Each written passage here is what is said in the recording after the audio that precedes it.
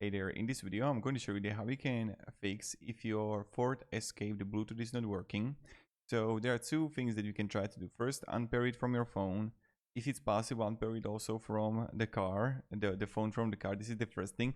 The second thing is that you just want to take the sync fuse from the Ford Escape, and it's called 7.5A. It's right here, Fuse Mini, and you can see right here.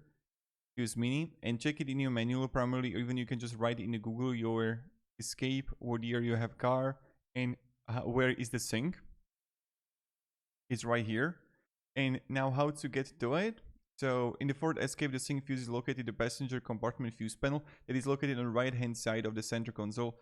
That is by the instrumental panel. So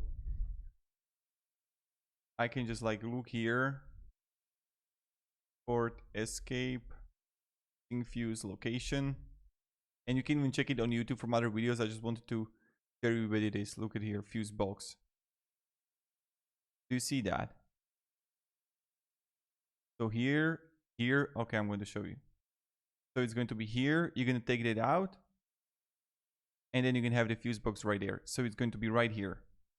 And that's pretty much it. I just want to make this quick video for you how you can fix this issue. Have a great day.